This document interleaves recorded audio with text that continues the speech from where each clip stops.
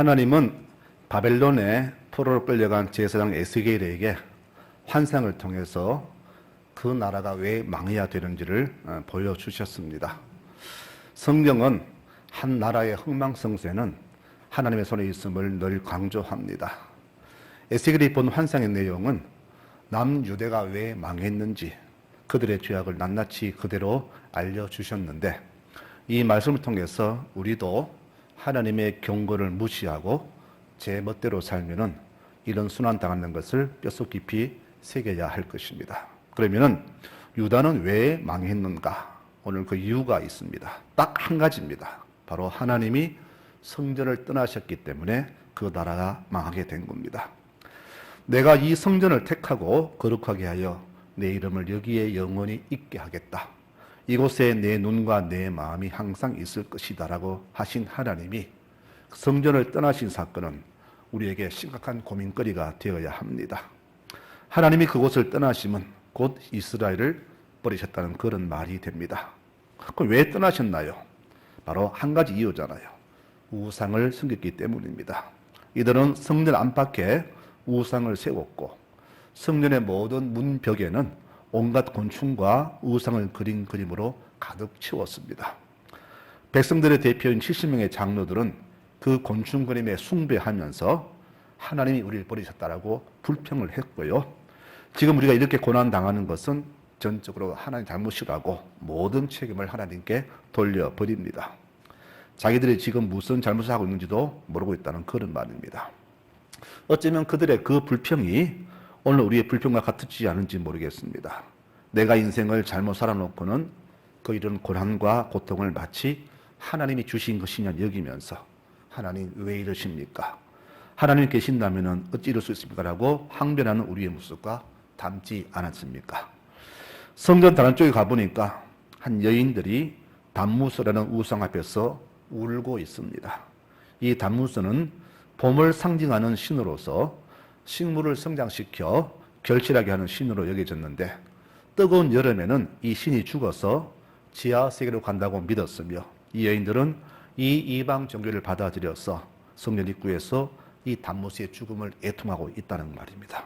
거기다가 성전 안에서는 25명의 제사장이 제단을 등지고 동쪽을 향해서 태양신에게 경배하고 있습니다.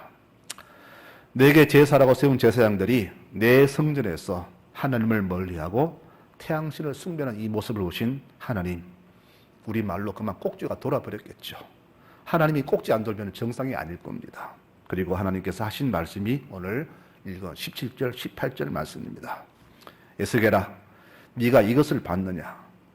이 백성들의 이 더러운 일들을 아주 사소하다고 할 수 있겠느냐?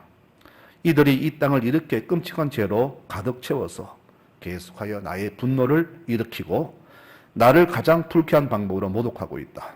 그러므로 나도 분노하여 이들을 벌할 것이며 이들을 불쌍히 여기지도 않을 것이고 이들이 큰 소리로 내게 부르짖어도 나는 듣지 않을 것이다 라고 하나님 선포하셨습니다. 이상의 사건들을 우리가 보면은 하나님이 성전 떠난 이유가 스스로 이해가 될 겁니다. 거룩한 성전이 온갖 죄악으로 더러워졌으니 거룩하신 하나님이 그것을 떠나시면 당연한 일이 아니겠습니까? 그 하나님이 성전 떠나시는 사건이 에스겔서 10장과 11장에 자세하게 기록이 되어 있습니다. 처음에는 성전 안에서 성전 문지방으로 이동하셨고 이어서 성전과 세상의 경계선인 성전 문으로 이동하셨으며 점점 성전을 멀리 떠나시더니 결국은 동문 넘어 있는 감람산으로 가버렸습니다. 하나님이 완전히 성전을 떠나가신 것입니다. 에스겔 8장 6절에 말합니다. 에스겔아, 이스라엘 족속이 행하는 것을 보느냐? 그들이 여기에서 크게 가증한 일을 행하여 나로 하여금 내 성소를 멀리 떠나게 하는구나. 이렇게 말씀하십니다. 성전 주신 하나님을 인간이 내모라는 이 사건은 지금부터 2600년의 사건이라고 볼 수가 있습니다. 여러분, 하나님이 우리를 떠나시면 우리는 어떻게 될까요? 먹고 살기에 걱정 없는 교인들은 별로 안타까워하지 않을 겁니다. 하나님 잘 안 믿어도 먹고 사는데 걱정 없으면 돼. 걱정이 별로 없을 겁니다. 왜?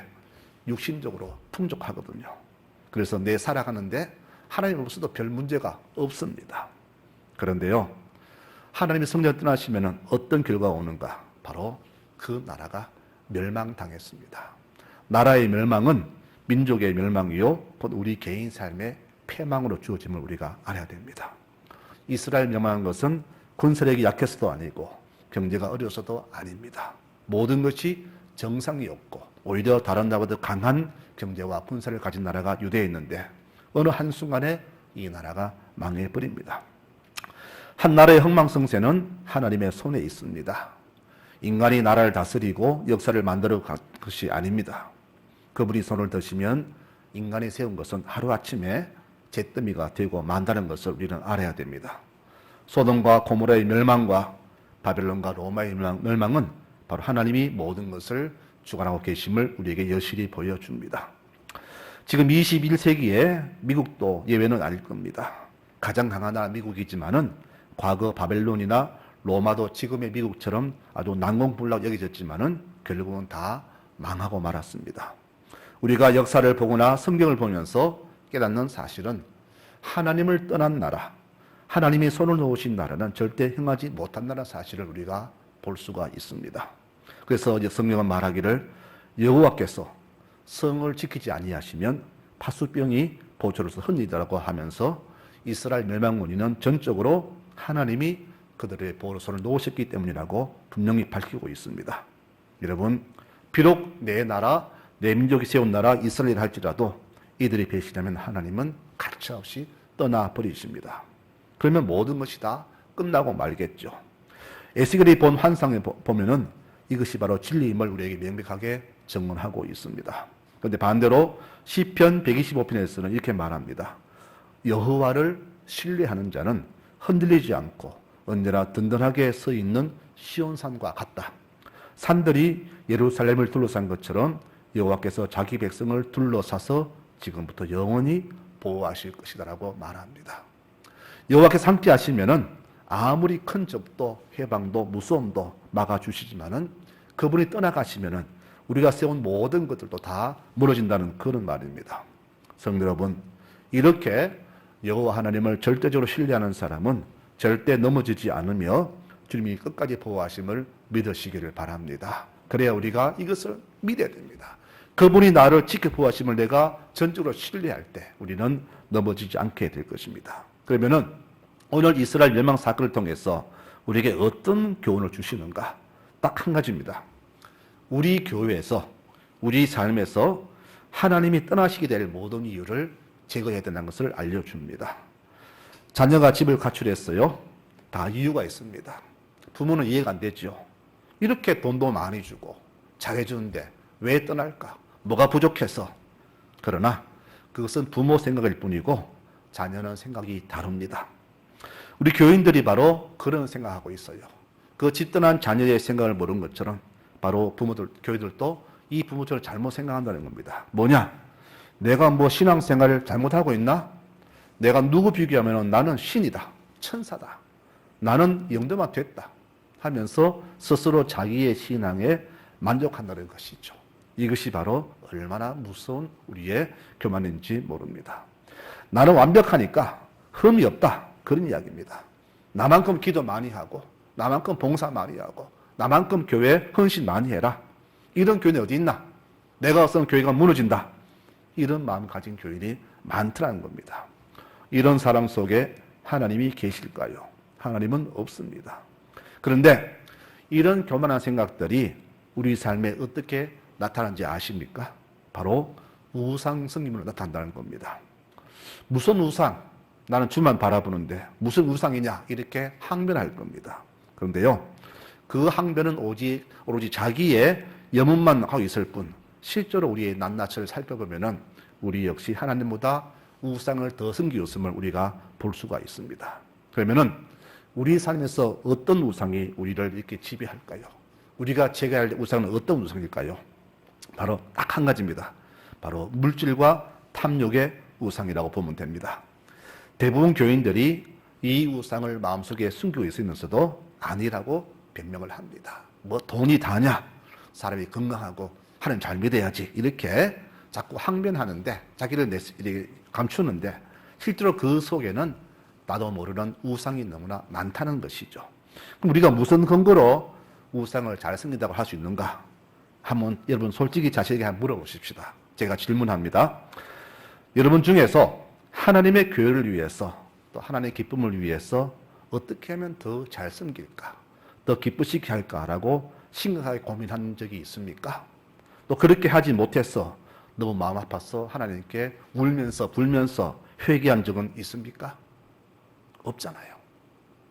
그런데 내 기도 안 들어주신다고, 우리 집이 경제적으로 어렵다고, 내 자녀들 잘 안 풀린다고, 내 삶에 축복하지 않는다고 주 앞에서 얼마나 울고불고 많이 했습니까? 이 둘을 비교하면은 우리가 하나님을 더 잘 섬기느냐 아니면 우상 섬기느냐 그것을 벌써 알 수가 있지 않습니까? 그 단무스 앞에서 울고불고 했던 그 여인들처럼 그들의 그 통곡과 우리의 통곡이 뭔가 다르냐 이 말입니다. 가족들의 영적인 건강과 믿음과 축복과 평화를 위해서는 기도하기는커녕 이들이 세상적으로 잘 되기만 기도하는 모습이야말로 우상 숭배의 전형적인 모습이 아니냐, 누가 감히 아니라고 말할 수 있냐 이 말입니다. 단무스에게 울었던 여인들, 또 곤충에 숭배했던 저 백성의 대표자들, 태양을 향해 절했던 그 모든 제사장들, 이들이 왜 그 우상에게 절을 할까요? 이유는 한 가지입니다. 그 우상들은 모두가 풍요와 물질과 성공을 준다고 믿었기 때문입니다. 그러니까 뭐냐? 내가 입으로는 주를 섬기지만은, 주를 사랑한다 말하지만은 그 속마음에는 우상이 가득하다는 겁니다. 물질, 성공, 풍요, 평안, 이것을 채우고 있다는 겁니다. 하나님 백성이 하늘의 풍요와 공급을 바라기보다는 세상적인 풍요와 성공을 위해서 절하고 규면한 그 모습들과 지금 우리의 신앙생활 모습과 무엇이 다르냐? 이렇게 제가 묻고 싶습니다. 사도 바울은 말했습니다. 나는 예수님과 그 십자가 외에는 아무것도 알지 아니하기로 결심하였고 주를 위해서 내 모든 것을 다 먼지처럼 버렸다라고 했는데 우리는 그가 버린 것을 도리어 주워 담고 있으니 우리가 어떻게 이 모습 보면서 우상을 섬기지 않는다 그렇게 말할 수 있겠냐 이 말입니다. 믿음이 있든 말든 우리 가정에 주의 하평이 오건 말건 내 가정이 경제적으로 걱정 없기만 기도하고는 이것을 보면서 우리 하나님보다 우상을 더 잘 섬기게 한다고 누가 말할 수 있냐 이 말입니다. 여러분, 하나님이 성전을 떠나시니까 성전도 파괴되었습니다. 나라도 패망당했습니다. 그리고 백성들은 수천리 외국으로 포로가 되어갔고 이제 성전 예배도 없어지게 되었습니다. 시편 130에 말씀한 것처럼 우리가 잘못했구나.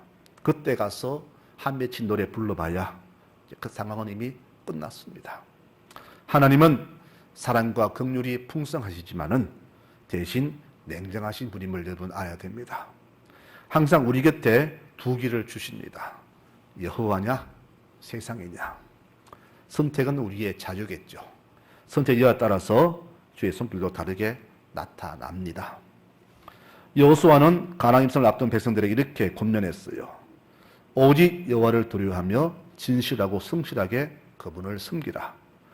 너희 조상들이 섬겼던 모든 우상들을 버리고 오직 여호와만 섬겨야 된다. 만일 너희가 여호와를 섬기고 싶지 않거든 너희 조상이 섬기던 신이든 지금 너희가 섬기고 싶은 신이든 오늘 선택하라. 그러나 나와 내 가족은 오직 하나님만 섬기겠다라고 선포했습니다. 선택은 우리 자신의 몫이며 이 선택 결과에 따라서 우리 자신의 몫도 분명히 달라지게 될 겁니다. 성도 여러분, 우리 삶에서 주의 돌아오시도록 하려면은 바로 우리 삶에 있는 이 우상, 무질과 탐욕의 우상을 우리가 빨리 버려야 됩니다. 그래야만이 주님 돌아오십니다. 그러면은 주께 돌아오시도록 어떻게 해야 할까요? 딴 거 없습니다. 우리의 삶을 바꿔야 됩니다. 어떻게 바꿀까요? 바로 하나님의 성전을 성전되게 회복시켜야 됩니다. 아까 읽은 말씀 보셨죠? 성전 안에서 행해지는 그 추한 모든 행위들, 곤충을 그려놓고 절하고 태양신에게 절하고 우상 세워놓고 울고 불고 그것이 성전에서 벌어진 일들입니다. 성전이 우상화되었습니다. 이 성전을 다시금 예배의 처소로 회복시켜야 됩니다. 내 집은 만민의 기도하는 집이다라고 하셨습니다. 우리가 이 성전을 다시금 예배 장소로 회복시켜야만이 주님이 돌아오실 겁니다. 그 첫 번째 절차로 바로 우리 삶의 성전의 모든 우상을 제거해야 될 겁니다.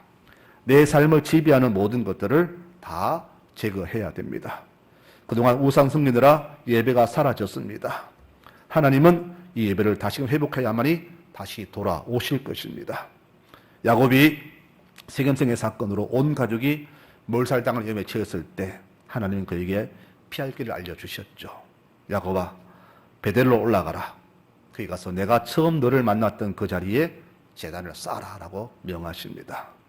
그래야만이 바로 제단을 쌓아야만이 회복시켜야만이 주님이 돌아오십니다. 그 다음에 우리가 바꿀 것은 우리 삶을 신앙인답게 바꿔야 됩니다. 여러분, 그동안 세상 사느라 돈 모으느라 인간답게 살지 못했고 온갖 고물수수와 인간의 책략으로 살았던 그에게 하나님은 회복의 길을 알려주셨습니다. 야곱은 즉시 온 가족들에게 우상을 버리고 온갖 장식품을 다 제거하고 온몸을 정결히 하도록 그렇게 명령을 했지요. 장식품을 제거하고 몸을 정결하게 한 것은 삶의 태도를 바꿨다는 그런 말입니다. 이전의 삶과 다른 정결하고 순결한 삶으로의 태도 변화를 말합니다. 여러분, 신앙은요, 말이 아닙니다. 신앙은 바로 우리의 행동입니다. 이렇게 야곱이 우상을 버리고 삶의 태도를 바꾸자 하나님은 주변의 모든 민족을 두렵게 하셔서 어느 누구도 야곱 이 가문을 손대지 못하게 이렇게 보호해 주셨습니다. 성도 여러분, 제가 잘은 모르겠지만요, 지금 이 시대가 아주 살기 좋은 시대라고 생각하는 분이 계십니까? 아마 있을 겁니다. 아니면 그때나 지금이나 뭐 별로 변함없다라고 하신 분이 계십니까?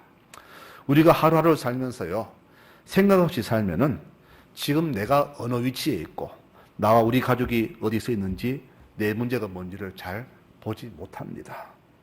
강물이 가득하고 들판에 풀이 가득하며 에덴 동산처럼 보였던 그 소돔의 멸망 직전의 소돔처럼 지금 내가 듣고 있는 이 땅이 바로 그런 세상임을 우리는 알아야 됩니다. 롯은 그것을 보지 못했었어요. 이 소돔성에는 물이 많고 풀이 많고 살기 좋지만은 대신 소문과 거리 없는 곳입니다. 그런데 우상을 보지 못하고 탐욕을 저지르니까 그곳이 마치 천국처럼 보였던 겁니다. 지금 이 세상 풍부하잖아요. 우리에게 평안해 보이잖아요. 그런데 엄밀히 살펴보면 바로 이곳이 곧 멸망 직전에 소돔과 같다는 것을 우리는 볼 수 있을 것입니다. 여러분, 하루하루를 그냥 살지 마십시오.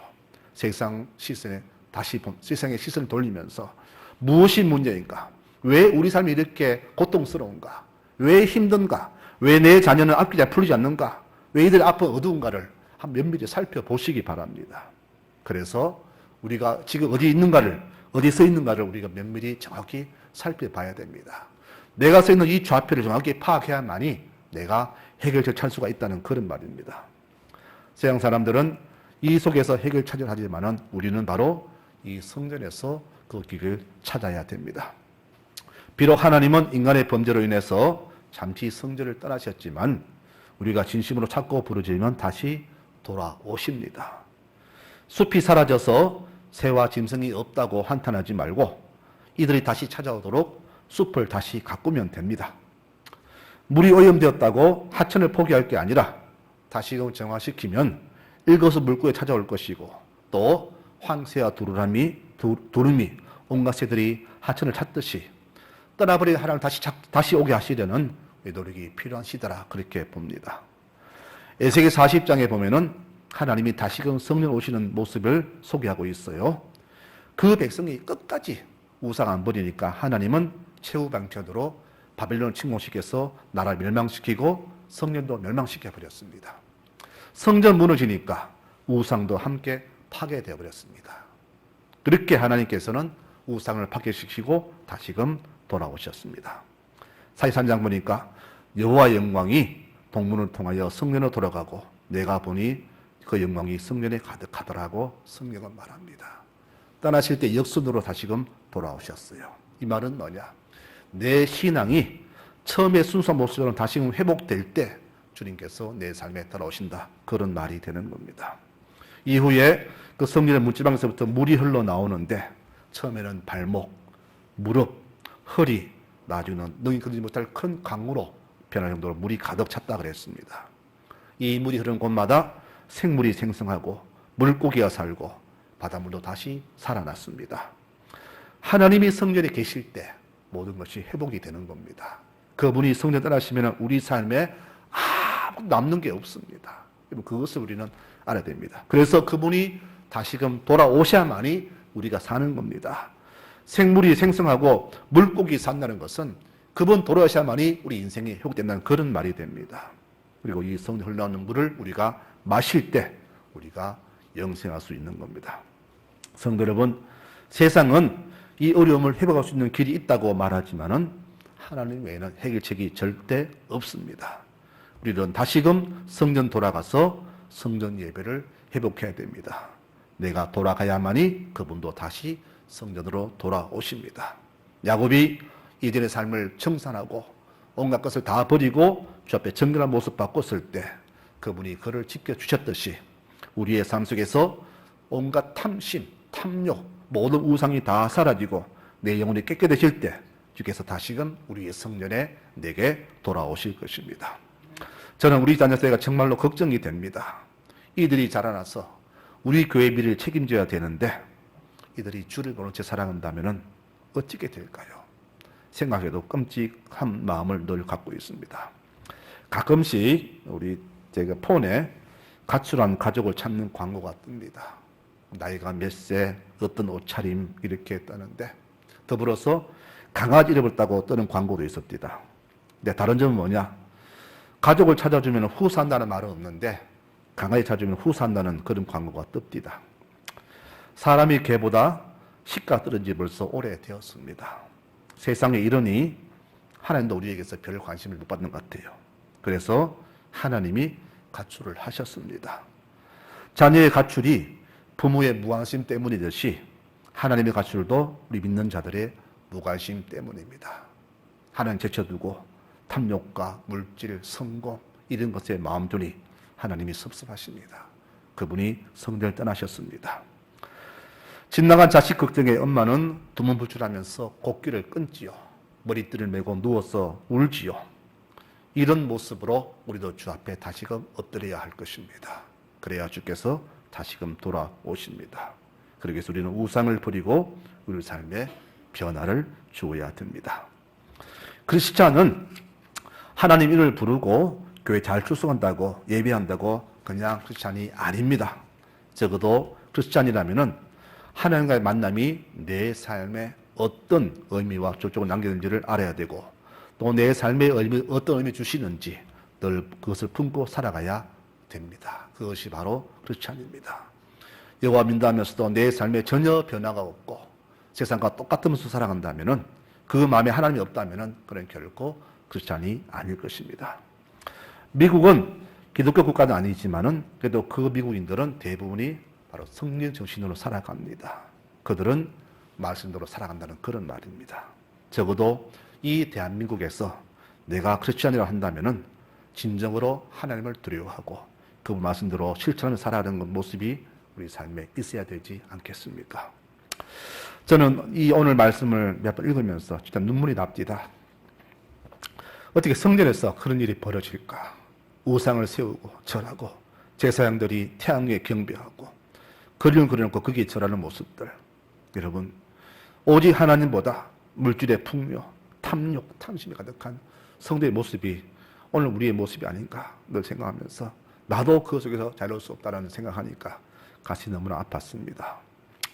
2023년 이 어두운 시대에 지금부터 약 3000년 그 갈멜산 꼭대기에 있었던 엘리야의 기도가 가슴에 진하게 와닿습니다. 여호와여, 주께서 이 백성 중에서 하나님이신 것과 내가 주의 종인 것과 내가 주의 말씀대로 이 모든 일을 행하는 것을 오늘 알게 하옵소서. 그리고 이 백성에게 주 여호와는 하나님이신 것과 주는 그들의 마음을 돌이키심을 알게 하옵소서. 이 진심으로 기도에 하나님은 응답하셨습니다. 불이 내려서 번제불과 나무와 돌과 흙을 태우고 또 도랑의 물을 핥은지라 모든 백성이 보고 엎드려 말하되 여호와 그는 하나님이시로다. 여러분, 하나님의 회개가 우리 삶에 있어야 됩니다. 그분이 돌아오시도록 해야 됩니다. 핑계 대지 맙시다. 먹고 사느라, 아이 키우느라, 이런저런 일로 바쁘다, 분주하다 핑계 대지 마십시오. 그분이 떠나가시면 밭수꾼이 보초서 헛것이고 우리가 아침 늦게까지 수고해도 다 헛일이라고 말씀했습니다. 그분이 내 삶을 주관하시고 내 가정을 주관하시고 교회 주인 되시고 이 나라의 대통령이 되셔야 됩니다. 그분이 그렇게 하실 때, 그 자리에 계실 때 우리가 살고 교회가 살고 나라가 살고 후손이 살게 되는 겁니다. 주여, 하나님만이 이 나라와 이 백성과 우리 교회 하나님을 되심을 알게 하소서. 이런 기도가 우리 삶의 날마다 넘쳐났으면 참 좋겠습니다. 여러분, 이런 기도 드렸으면 좋겠습니다.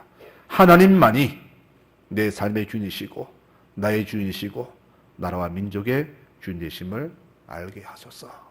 이런 기도가 우리 삶의 날마다 넘쳐나기를 소망합니다. 그리고 다시 돌아오신 우리 하나님이 다시금 베푸시는 하나님의 놀라운 축복이 우리 가정과 삶에 넘쳐나시기를 축원합니다. 아멘.